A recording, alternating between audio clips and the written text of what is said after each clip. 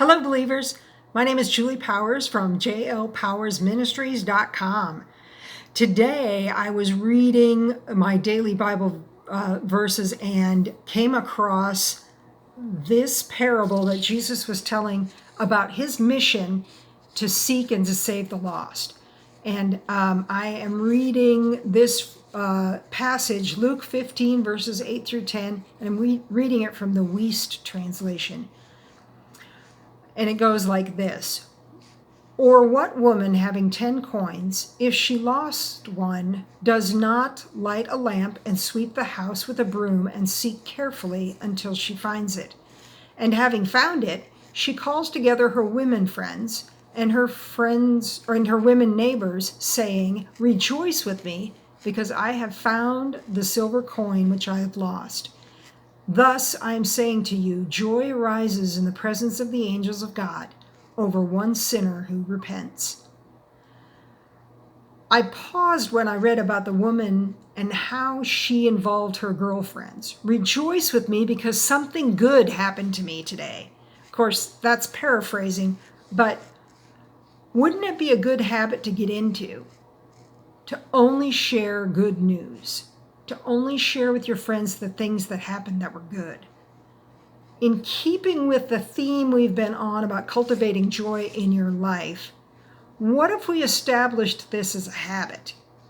How would our conversations be different with our friends and with our family if, instead of complaining, we only shared good news, encouraging stories, and positive observations? This past year with COVID has been a very, very isolating year. And the political and social climate resulted in a lot of polarization. And I know there were people who lost friends and family over things said about a political or social situation that they couldn't take back. And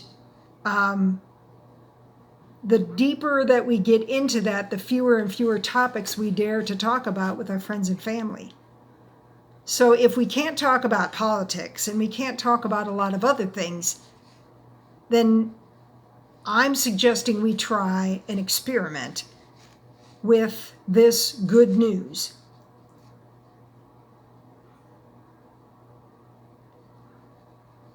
Remember what the woman said. She said, "Rejoice with me."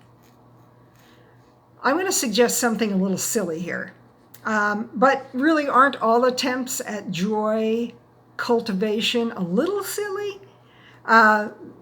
Make a pledge with the person or persons that you're gathering with that you will only share good news in your conversations. Now, I'm not talking about bragging. What I'm talking about is things that happened well, where God has been working in your life, positive things that you observed on the street walking home today. I'm talking about conversations that are filled with things that are described in Philippians 4:8. The Message translation is a great list, and it says that these conversations could be full of things true, noble, reputable, authentic, compelling, gracious, the best, not the worst, the beautiful, not the ugly, things to praise, not things to curse. The truth of the matter is this is a little harder than it looks on the face of it, because we are so steeped in negativity and complaining that you may find, if you went down the road here, that there would be long periods of silence. But let that happen. So what I have done is I posted on my blog page a pledge card. And what this pledge card is it has the date. The title of it is an only good news event. And you list the names of the people who are at this event, and then you read the pledge aloud to each other, and then you sign the bottom of it. And the one I have is just an example that is on my blog page. But it says, The above listed people do pledge to only share good news and good reports on this day at this event. Violators will be gently encouraged to repent and rephrase. We further pledge from this day forward to rehearse stories about how God has and is working in our lives during all of our future conversations. If somebody slips up, you just gently bring them back on track. And the thing that amuses me about this is I wonder what our gossip sessions with our girlfriends would be like if we could only gossip about good things that we heard or saw. If you are going to do this, you may want to think in advance of this gathering what stories you might tell during that conversation. I know there are people who think that that's not very organic or natural, and that might be odd for them.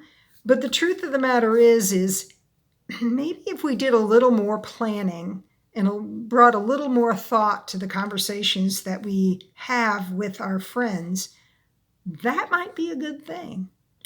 So just think about ways that you can love on the people that you gather with and spend a little more time rejoicing with each other. I challenge you to do that. Thank you and have a great day and cultivate joy.